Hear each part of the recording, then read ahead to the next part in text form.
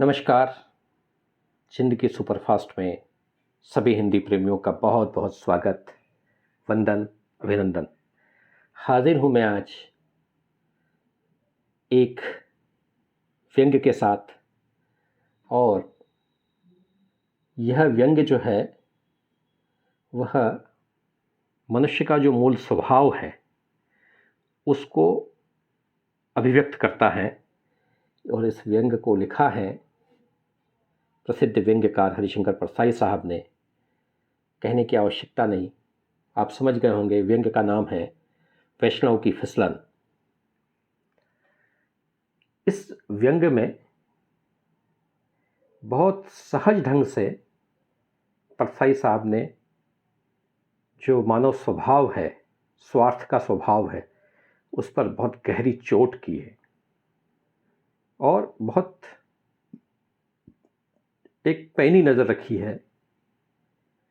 और जो चीज़ें हम व्यक्त नहीं कर पाते हैं या अव्यक्त होती है, उनको भी उन्होंने बहुत अच्छे से व्यक्त किया है यहाँ पर, कि कैसे मनुष्य धर्म की, भावनाओं की और जीवन मूल्यों की आड़ लेकर के अपने व्यवसाय को बढ़ाता है।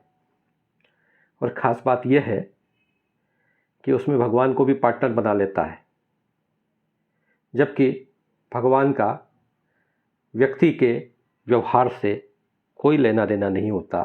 यह व्यक्ति का नितांत ही व्यक्तिगत मामला होता है। तो इस व्यंग्य में धर्म के साथ जिस तरीके से राजनीति और व्यवसाय का समावेश देखने को मिलता है, वह जब परसाई साहब ने इस व्यंग्य को लिखा था तब भी वैसा ही था, आज भी वैसा ही है। जैसा मैंने शुरू में कहा कि यह व्यंग्य मूल रूप से जो मनुष्य का स्वभाव है, मानव स्वभाव है, उस पर या उसकी जो आदतें हैं उसकी अभिव्यक्ति है। तो सुनते हैं वैष्णव की फिसलन।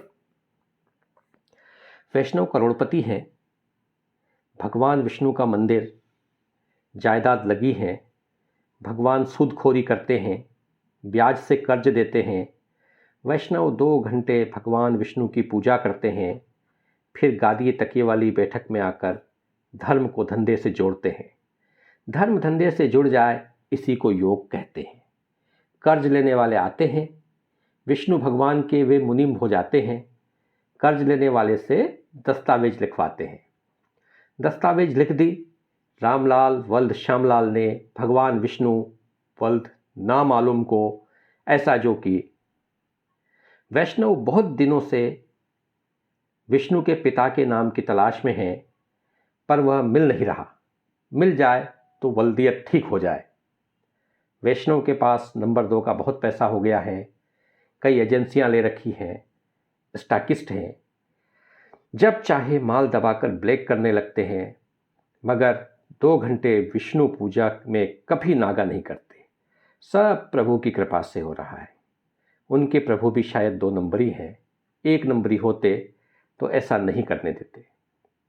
वैष्णव सोचता है, अपार नंबर 2 का पैसा इकट्ठा हो गया है, अब इसका क्या किया जाए।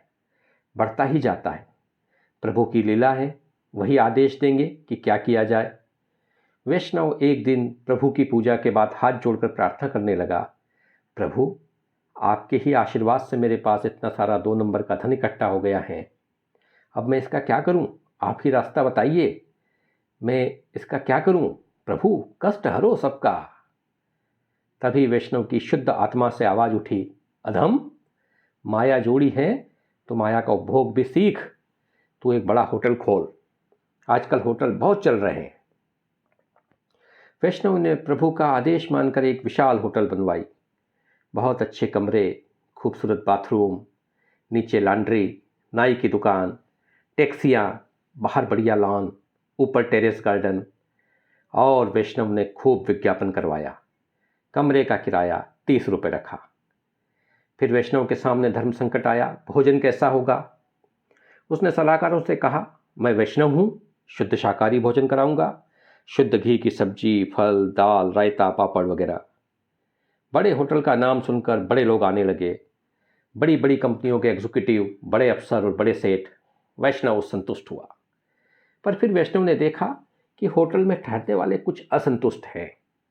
एक दिन कंपनी का एक बड़ा एग्जीक्यूटिव बड़े तेज में वैष्णव के पास आया, कहने लगा, इतने महंगे होटल में हम क्या घास पत्ती खाने के लिए ठहरते हैं? यहाँ नॉनवेज का इंतज़ाम क्यों नहीं है? वैष्णव ने जवाब दिया, मैं तो वैष्णव हूँ, मैं गोश्त का इंतजाम अपने होटल में कैसे कर सकता हूँ? उस आदमी ने कहा, वैष्णव हो तो ढाबा खोलो, आधुनिक होटल क्यों खोलते हो? तुम्हारे यहाँ आगे कोई नहीं ठहरेगा। वैष्णव ने कहा, यह धर्म संकट की बात है, मैं प्रभु से पूछूंगा। उस आदमी ने कहा, हम भी बिजनेस में हैं, हम कोई धर्मात्मा नहीं है, ना आप न मैं। वैष्णव ने कहा, पर मुझे तो यह सब प्रभु विष्णु ने दिया है, मैं वैष्णव धर्म के प्रतिकूल कैसे जा सकता हूँ? मैं प्रभु के सामने नतमस्तक होकर उनका आदेश लूंगा। दूसरे दिन वैष्णव साष्टांग विष्णु के सामने लेट गया, कहने लगा, प्रभु यह होटल बैठ जाएगा, ठहरने वाले कहते हैं कि हमें वहाँ बहुत तकलीफ होती है। मैंने तो प्रभु वैष्णव भोजन का प्रबंध किया है, पर वे मांस मांगते हैं, अब मैं क्या करूं? वैष्णव की शुद्ध आत्मा से आवाज आई, मूर्ख, गांधी जी से बड़ा वैष्णव इस युग में कौन हुआ है? गांधी का भजन है, वैष्णव जन तो तेणे कहिए, जे पीर पराई जाने रे। तू इन होटलों में रहने वालों की पीर क्यों नहीं जानता? उन्हें इच्छानुसार खाना नहीं मिलता, इनकी पीर तू समझ और उस पीर को दूर कर। वैष्णव समझ गया, उसने जल्द ही गोश्त, मुर्गा, मछली का इंतजाम करवा दिया। होटल के ग्राहक बढ़ने लगे, मगर एक दिन फिर वही एग्जीक्यूटिव आया, कहने लगा, हाँ अब ठीक है, मांसाहार अच्छा मिलने लगा, पर एक बात है। वैष्णव ने पूछा, क्या? उसने जवाब दिया, गोश्त के पचने की दवाई भी तो चाहिए। वैष्णव ने कहा, लवण भास्कर चूर्ण का इंतजाम करवा दूं? एग्जीक्यूटिव ने माथा ठोका, कहने लगा, आप कुछ नहीं समझते, मेरा मतलब है शराब, यहाँ बार खोलिए। वैष्णव सन्न रह गया, शराब यहाँ कैसे पी जाएगी? मैं प्रभु के चरणामृत का प्रबंध तो कर सकता हूँ, पर मदिरा, हे राम। दूसरे दिन वैष्णव ने फिर प्रभु से कहा, प्रभु वे लोग मदिरा मांगते हैं, मैं आपका भक्त मदिरा कैसे पिला सकता हूँ? वैष्णव की पवित्र आत्मा से आवाज आई, मूर्ख, तू क्या होटल बैठाना चाहता है? देवता सोमरस पीते थे, वही सोमरस यह मदिरा है, इसमें तेरा वैष्णव धर्म कहाँ भंग होता है? सामवेद में 63 श्लोक सोमरस अर्थात मदिरा की स्तुति में है। तुझे धर्म की समझ है या नहीं? वैष्णव समझ गया, उसने होटल में बार खोल दिया। अब होटल ठाठ से चलने लगा, वैष्णव खुश था। फिर एक दिन एक आदमी आया, कहने लगा, अब होटल ठीक है, शराब भी है, गोश्त भी है, मगर मारा हुआ गोश्त है, हमें जिंदा गोश्त भी चाहिए। वैष्णव ने कहा, यह जिंदा गोश्त कैसा होता है? उसने कहा, कैबरे, जिसमें औरतें नंगी होकर नाचती हैं। वैष्णव ने कहा, अरे बाप रे। उस आदमी ने कहा, इसमें अरे बाप रे की कोई बात नहीं है, सब बड़े होटलों में चलता है, यह शुरू कर दो तो कमरों का किराया बढ़ा सकते हो। वैष्णव ने कहा, मैं कट्टर वैष्णव हूँ, मैं प्रभु से पूछूंगा। दूसरे दिन फिर वैष्णव प्रभु के चरणों में था, कहने लगा, प्रभु वे लोग कहते हैं कि होटल में नाच भी होना चाहिए, आधा नंगा या पूरा नंगा। वैष्णव की शुद्ध आत्मा से आवाज आई, मूर्ख, कृष्णावतार में तो मैंने गोपियों को नचाया था, चीरहरण तक किया था, तुझे क्या संकोच है? प्रभु की आज्ञा से वैष्णव ने कैबरे भी चालू कर दिया। अब कमरे भरे रहते थे, शराब, गोश्त और कैबरे।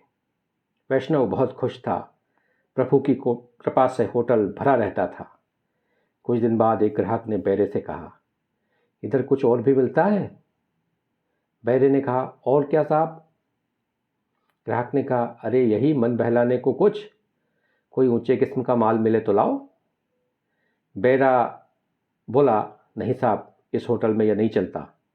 ग्राहक वैष्णव के पास गया, बोला, इस होटल में कौन ठहरेगा, इधर रात को मन बहलाने का कोई इंतज़ाम नहीं है। वैष्णव ने कहा, कैबरे तो हैं साहब। ग्राहक ने कहा, कैबरे तो दूर का होता है, बिल्कुल पास का चाहिए, गर्म माल कमरे में। वैष्णव फिर संकट में पड़ गया। दूसरे दिन वैष्णव फिर प्रभु की सेवा में गया, प्रार्थना की, कृपा निधान, ग्राहक लोग नारी मांगते हैं, पाप की खान, मैं तो इस पाप की खान से जहाँ तक बनता है दूर रहता हूँ, अब मैं क्या करूँ। वैष्णव की शुद्ध आत्मा से आवाज़ आई, मूर्ख, यह तो प्रकृति और पुरुष का संयोग है, इसमें क्या पाप और क्या पुण्य, चलने दे। वैष्णव ने बैरों से कहा, चुपचाप इंतजाम कर दिया करो, जरा पुलिस से बचकर 25% भगवान की भेंट ले लिया करो। अब वैष्णव का होटल खूब चलने लगा, शराब, गोश्त, केबरे और औरत। वैष्णव धर्म बराबर निभ रहा है, इधर यह भी चल रहा है। वैष्णव ने धर्म को धंधे से खूब जोड़ा है। तो आपने इस व्यंग को सुना। मैं आशा करता हूँ कि यह व्यंग आपको पसंद आया होगा। यहाँ वैष्णव कोई जाति व्यक्ति ना होकर के, मुझे लगता है कि शायद वो प्रसिद्ध व्यंग्यकार एक मानसिकता की बात कर रहे थे कि हम किस प्रकार धर्म की आड़ में व्यवसाय या धंधा करते हैं और अपनी बुरी चीज़ों में ईश्वर को भी शामिल कर लेते हैं। तो हम करते अपने मन की हैं और उसका सारा का सारा आरोप ईश्वर पर लगा देते हैं। तो इतना सटीक व्यंग, इतना करारा व्यंग हमारी जो सोच है उस पर इससे पहले देखने को हिंदी साहित्य में, हिंदी जगत में नहीं मिलता है। आप सबने इस व्यंग को सुना, मैं आशा करता हूँ आपको पसंद आया होगा और आप सभी इस सफ़र में हम सफ़र रहे, इसके लिए आप सभी का बहुत बहुत धन्यवाद, प्रणाम। और एक छोटा सा निवेदन, यदि आपने अपने इस चैनल को सब्सक्राइब ना किया हो तो कृपया कर दें। ओके, बहुत बहुत धन्यवाद, प्रणाम।